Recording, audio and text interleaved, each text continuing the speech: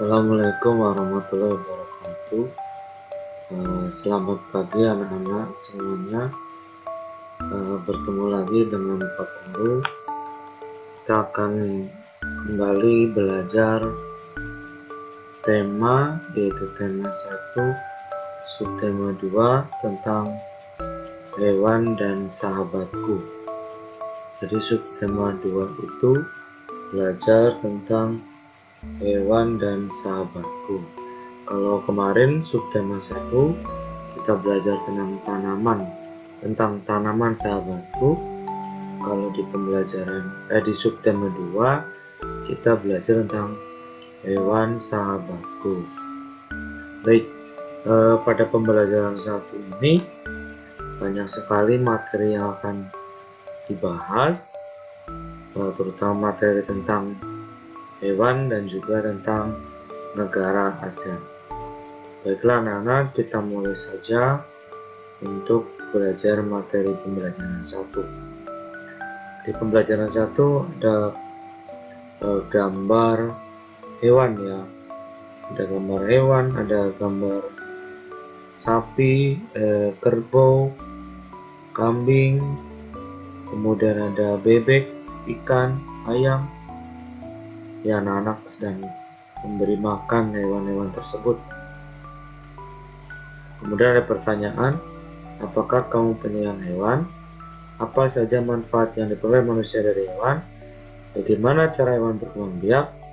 Ayo kita pelajari bersama-sama. Di Asia Tenggara banyak sekali jenis hewan.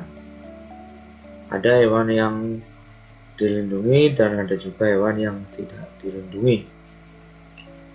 Bahkan hewan tersebut dijadikan sebagai lambang negara.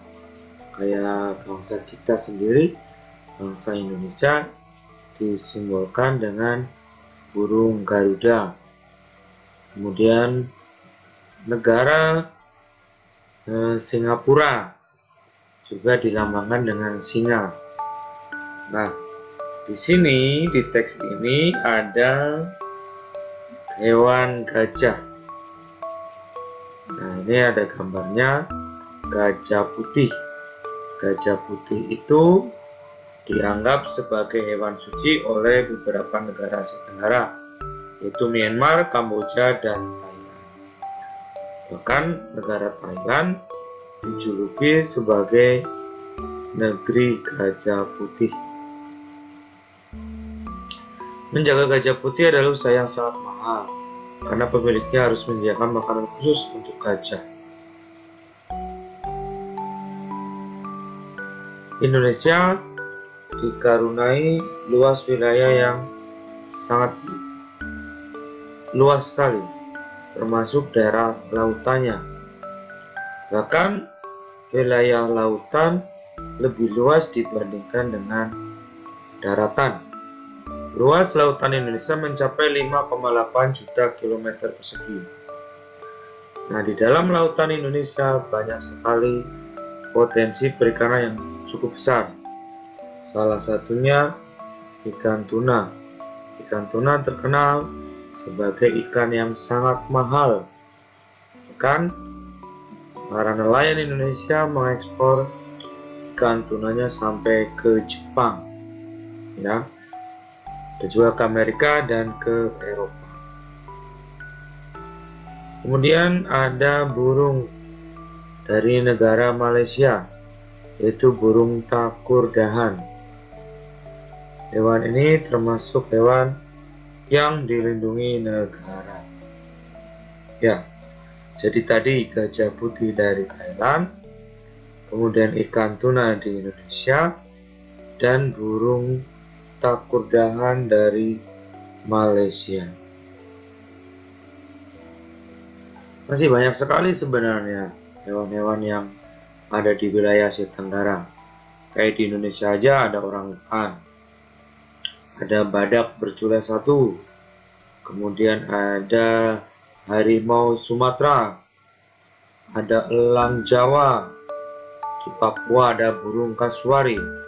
Itulah hewan-hewan khas yang ada di Asia Tenggara. Baik. Nah, kamu disuruh mencari hewan yang ada di sekitar rumahmu. Kemudian hewan tersebut kamu masukkan ke dalam diagram Venn berdasarkan cara perkembangbiakannya. Boleh ini dijadikan latihan di rumah, dibikin diagram seperti ini, silakan. Jadi ada hewan yang beranak. Kasih contoh, hewan yang beranak itu apa saja? Sapi, betul. Kambing, betul. Kerbau, betul. Kelinci, betul. Lalu ada hewan bertelur. Hewan bertelur contohnya apa? Ayam, bebek, burung, ular, apa lagi? Banyak juga ya. Cicak itu juga bertelur. Lalu di tengah ada hewan yang beranak dan bertelur. Contohnya apa? Ya, katak. Ya, katak selain bertelur juga beranak. Ular beranak dan bertelur nggak ular? Oke, boleh kamu silakan tulis dulu yang banyak, nanti baru kita identifikasi apakah jawaban kalian benar atau tidak. Baik. Nah, di sini ada gambar berbagai macam hewan.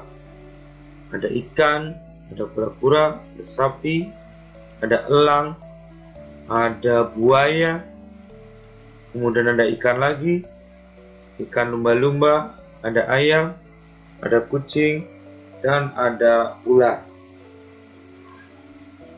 Baik, kita lihat penjelasannya. Setiap hewan memiliki kemampuan berkembang biak. Dengan berkembang biak, hewan dapat melestarikan jenisnya.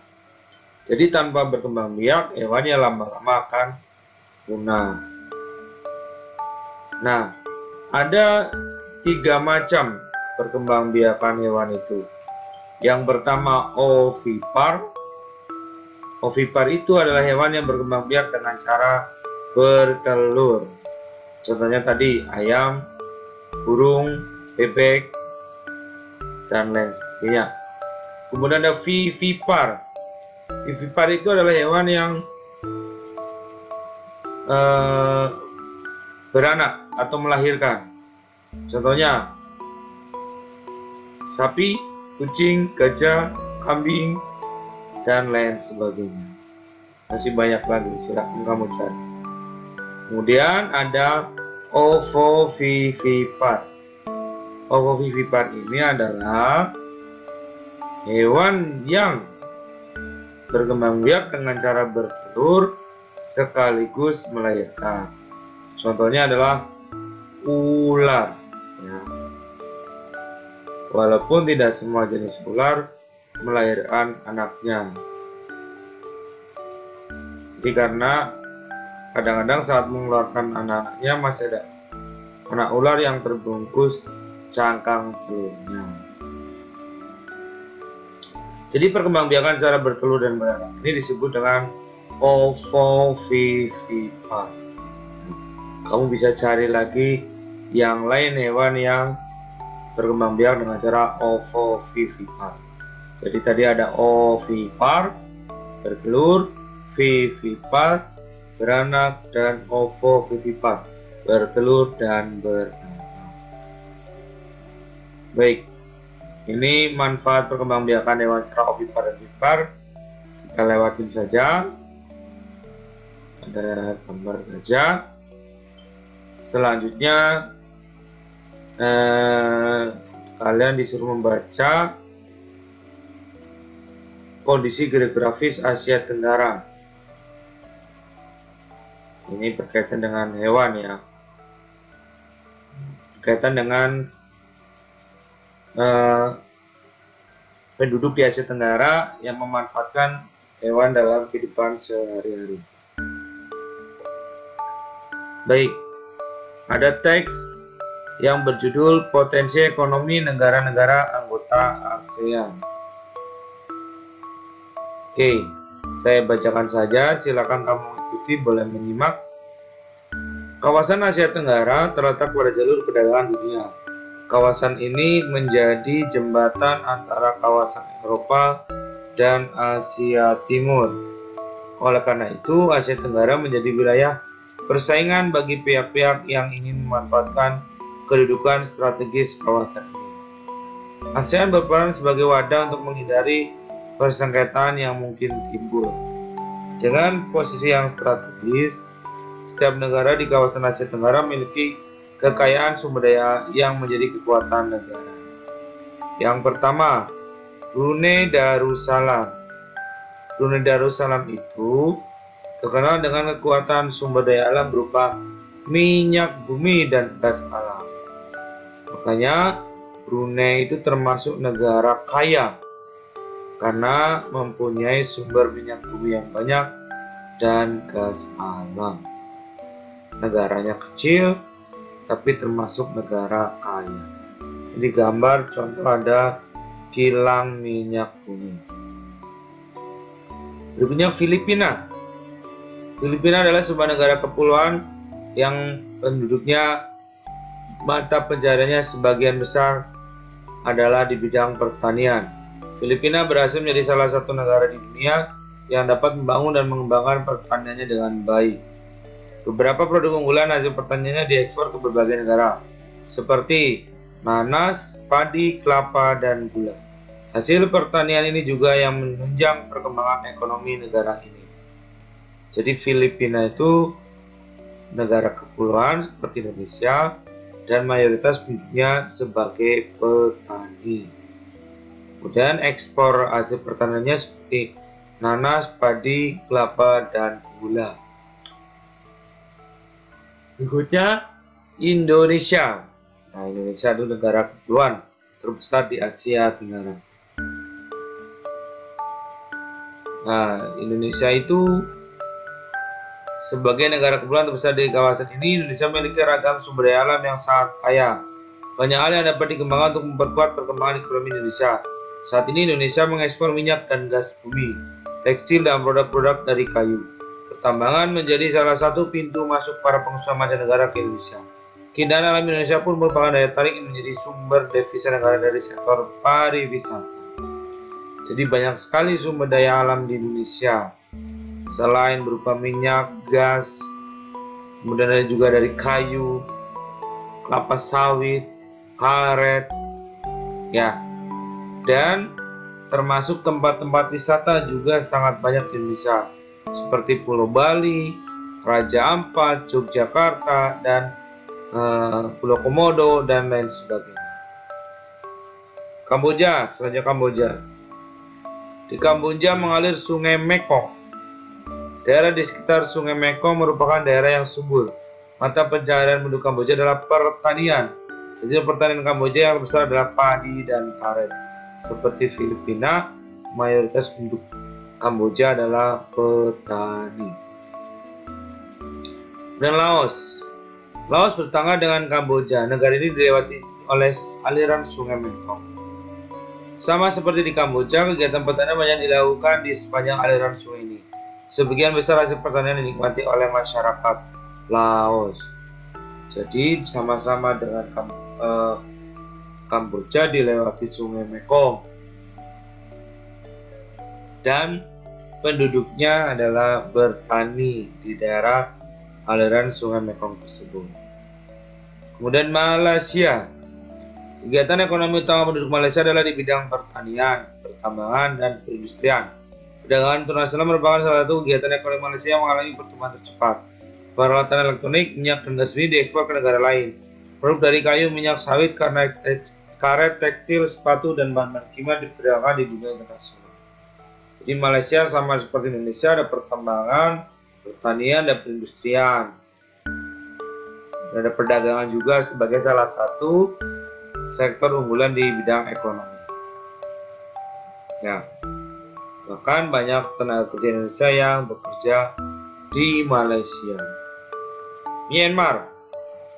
Myanmar mata pencaharian utama penduduk Myanmar adalah pertanian, perkebunan, dan pertambangan. Padi merupakan hasil utama dari pertanian di sana. Myanmar merupakan salah satu negara penghasil padi terbesar di Asia Tenggara.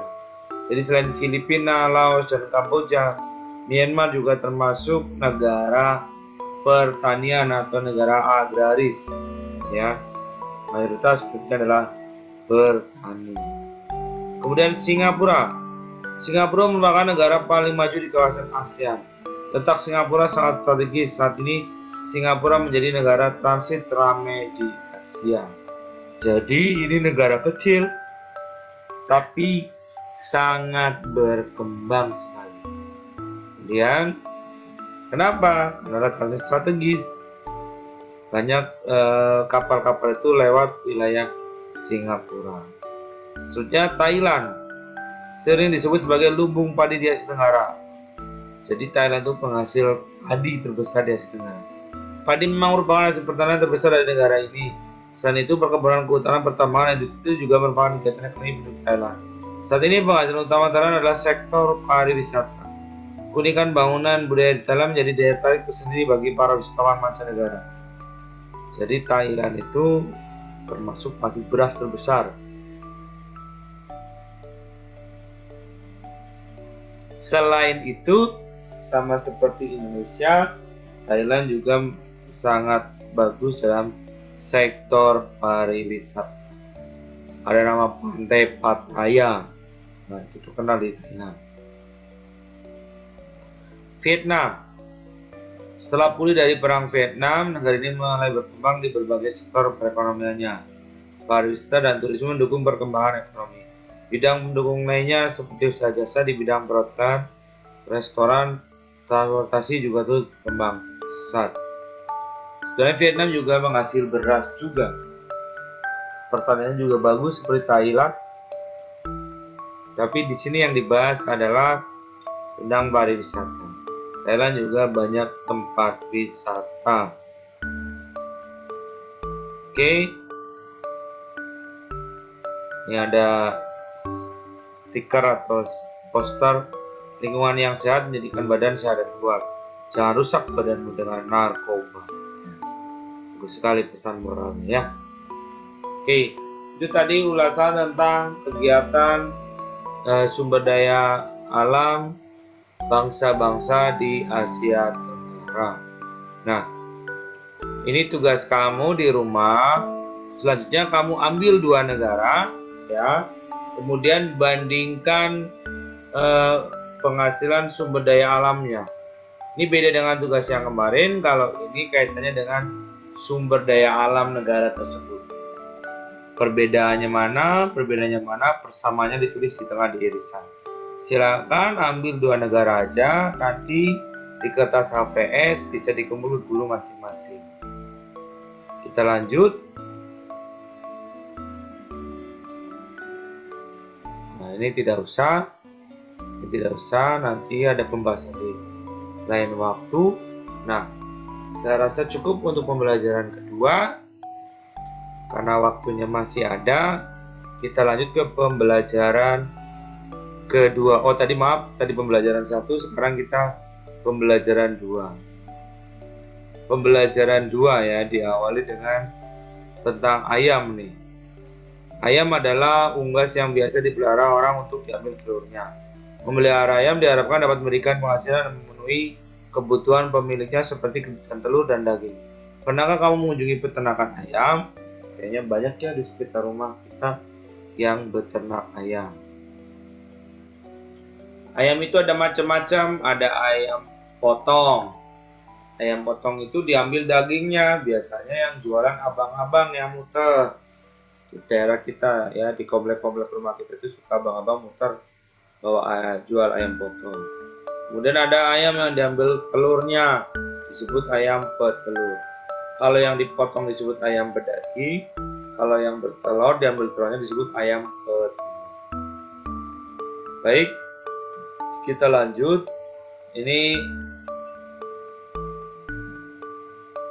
kalian disuruh memahami 5 sila dari Pancasila. Silakan dibaca Pancasila, ada 5 sila, ada burung garudanya.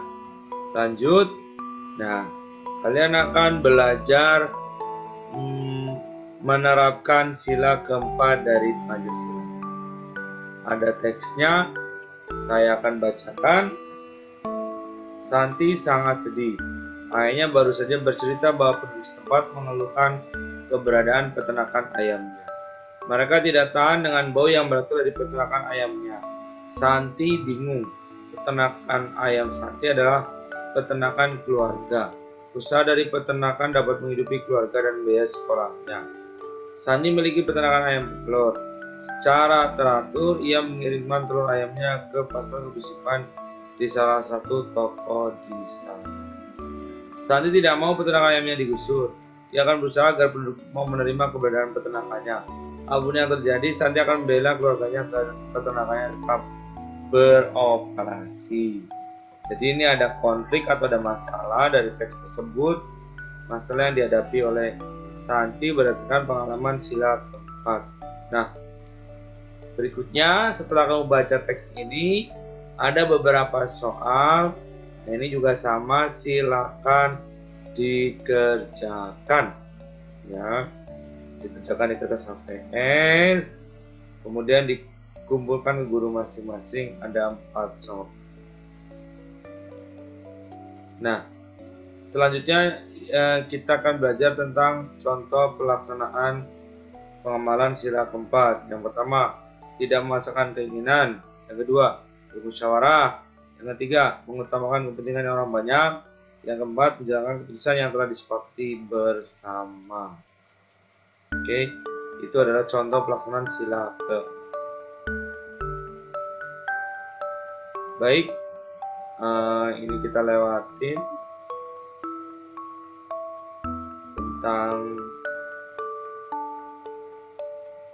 patung, juga kita lewatin dulu ya. Kemarin udah dibahas tentang patung.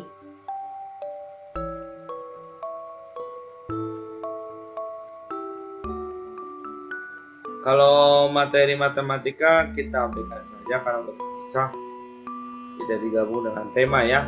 Kalau kelas tinggi itu udah terpisah matematika.